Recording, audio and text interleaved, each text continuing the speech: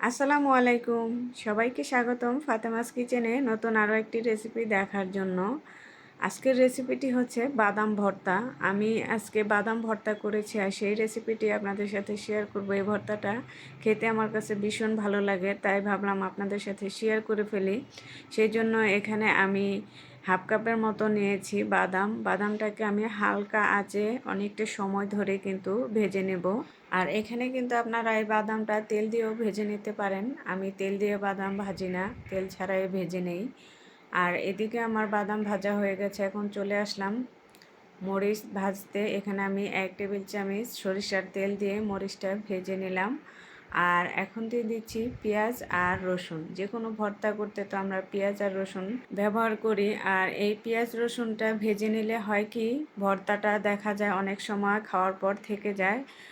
সেই ভর্তাটা আর তাড়াতাড়ি নষ্ট হয় না, অনেকটা সময় ভালো থাকে। সেই জন্য ভেজে নিলে ভালো হয়। আর এখানে আমি চলে আসলাম ভর্তা তৈরির জন্য। এখানে কিন্তু আমি বাদামগুলোর খোসা ছাড়িয়ে নিয়েছি। এখন ভর্তা তৈরি করে নেব। আর এই ভর্তাটা পাটাতে বেটে তৈরি করলেই কিন্তু বেশি ভালো লাগে। এখন আমি শুকনো পাটাতে এই বাদামগুলোকে প্রথম ভালো করে মিহি করে বেটে নেব, তাহলে কিন্তু ভর্তাটা তৈরি করতে আমার অনেক বেশি সুবিধা হবে। আমি বাদামটাকে একেবারে মিহি করে বেটে নিয়েছি। এখন এখানে আমি নিয়ে নেব মরিচ।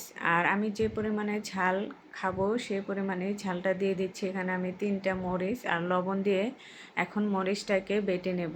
আর ভর্তা হচ্ছে এমন একটা খাবার, যারা ভর্তা পছন্দ করে তারা মাছ মাংস সামনে থাকলেও কিন্তু মাছ মাংস রেখে ভর্তাটাই দিয়ে ভাত খাবে। আর ভর্তাটা পছন্দ করে না এমন মানুষ মনে হয় খুবই কম আছে। আর যে কোনো ভর্তা হলেই কিন্তু দেখবেন ভাত খাওয়ার পরিমাণটা একটু বেশি হয়।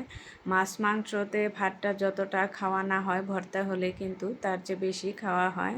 আর এদিকে কিন্তু আমি পেঁয়াজ আর রসুনটাকে হালকা বেটে বাদামের সাথে মিশিয়ে আবার একটু বেটে নিচ্ছি। আমি পেঁয়াজ রসুনটাকে একেবারে মিহি করে ফেলে নিই, একটু আস্তে আস্তে রেখেছি। এইভাবে ভর্তাটা খেতে আমার ভালো লাগে, সেজন্য এভাবেই আমি আস্তে আস্তে রেখে ভর্তাটা তৈরি করে নিলাম। আর এই যে রেডি হয়ে গেল আমার বাদাম ভর্তা।